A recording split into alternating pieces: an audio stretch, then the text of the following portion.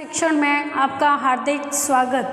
Class 6 subject English, chapter first, who did पैट्रिक्स homework. पिछले video में हमने पॉइंट 1 और पॉइंट 2 के बारे में पढ़ा था। अभी हम पॉइंट 3 पढ़ेंगे। उससे पहले मैं आपको पिछले पॉइंट 1 और 2 के बारे में थोड़ा सा बताने जा रही हूँ कि पैट्रिक्स एक ऐसा भैया था जिसको होमवर्क करना पसंद नहीं था। उसको होमवर्क से घृणा थी। वह कभी भी होमवर्क नहीं करता था और वह निंटेंडो गेम, बास्केटबॉल और हॉकी खेलता था। एक दिन पैट्रिक वहाँ से निकला और उसने देखा कि पैट्रिक की बिल्ली एक छोटी सी डॉल के साथ खेल रही है। जब पैट्रिक नज़दीक गया तो उसने देखा कि वह छोटी डॉल नहीं थी, छोटे आकार का एक व्यक्ति था। पैट्रिक ने उसको झपट कर पकड़ लिया और देखा तो वह एक बौने साइज का व्यक्ति था, डॉल नहीं थी। उस बौने आकार के आदमी ने कहा कि मुझे छोड़ दो, मुझे वापस उस बिल्ली के पास में जाने मत देना, मैं आपकी हर इच्छा पूरी करूँगा। इस प्रकार से नेक्स्ट 3rd नंबर के पॉइंट को रीड करने से पहले कुछ डिफ़िकल्ट वर्ड मैं आपको बता रही हूँ।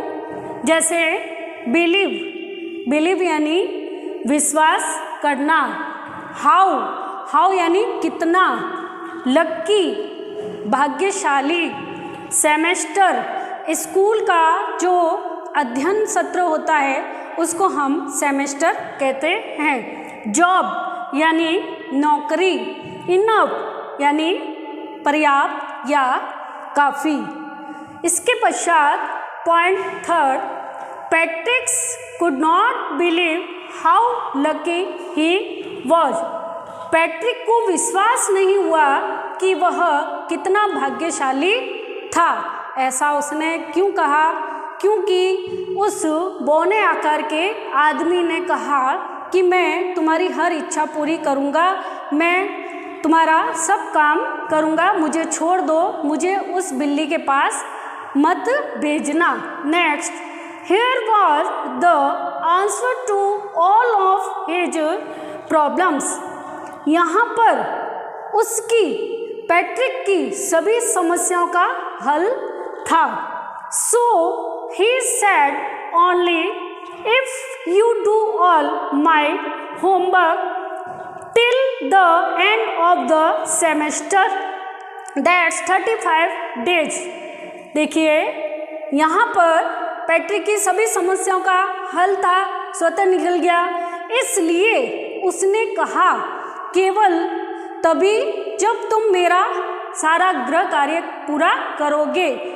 सारा गृह कार्य इस अध्ययन सत्र के अंत तक 35 दिनों का जो गृह कार्य है पूरा कर दो तो मैं तुम्हें वापस बिल्ली के पास नहीं छोड़ूंगा। If you do a good enough job, I could even get a us। यानी कि पैट्रिक ने कहा कि इस अध्ययन सत्र के अंत तक आप मेरा गृह कार्य पूरा कर देंगे तो मैं निश्चित रूप से A ग्रेड से पास हो सकता हूँ। आप मेरा ये गृह कार्य अध्ययन सत्र खत्म होने से पहले पूरा करेंगे तो ये मेरे निश्चित ही A ग्रेड आएगा। पैट्रिक ने उस हेल्पमैन को कहा कि तुम मेरा 35 दिनों में होमवर्क कंप्लीट कर दो तो निश्चित रूप से मैं A ग्रेड से पास हो जाऊंगा। Next, the little man's face wrinkled like a discolored throat in the hamper। जब पैट्रिक ने कहा कि मेरा होमवर्क 35 दिनों में कंप्लीट करना है। तो वो एल्फमैन उस छोटे आदमी का चेहरा ढक्कनदार टोकरी में डाले हुए बर्तन धोने वाले झुर्रीदार कपड़े जैसा हो गया। He kicked his leg and doubled his fist and he grimaced and scolded and pursed his lips। जैसे ही उस एल्फमैन को होमवर्क करने के लिए कहा तो उसकी हरकत किस प्रकार से हुई।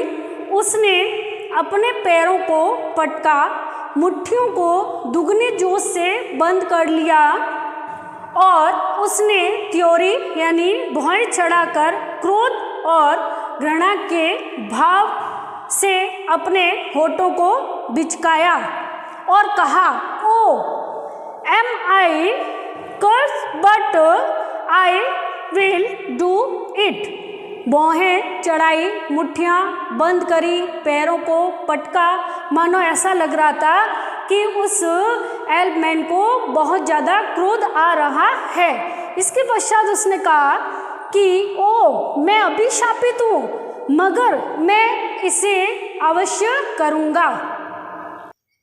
नेक्स्ट है 5 नंबर में, and true to his word that little elf began to do Patrick's homework। और अपने शब्दों के अनुसार, अपने शब्द कहे अनुसार सत्यता के साथ वह छोटा सा प्राणी एल्फमैन वह पैट्रिक का गृह कार्य करने लगा था।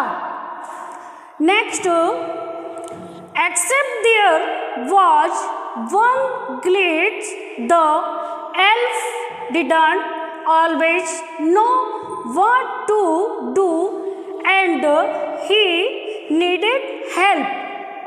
पैट्रिक का गृह कार्य करने लगा, सिवाय इसके कि इसमें एक तकनीकी खराबी थी। यह छोटा सा प्राणी हमेशा से यह नहीं जानता था कि क्या करना था और उसे सहायता की आवश्यकता होती थी। पैट्रिक ने होमवर्क करने के लिए छोटे से प्राणी को कहा, लेकिन वह एल्फमैन नहीं जानता था कि मुझे करना क्या है। उसको सहायता की आवश्यकता महसूस हुई। हेल्प मी, मेरी सहायता करो, मेरी सहायता करो, वह कहता था। he had said and Patrick would have to help in whatever way। देखिए, वह छोटा सा प्राणी हमेशा जानता नहीं था कि मुझे करना क्या है। उसने कहा कि हेल्प मी, उसने सहायता मांगी। तो पैट्रिक को उस एल्फमैन की सहायता करनी पड़ी। वह नहीं चाहकर भी सहायता करने लगा।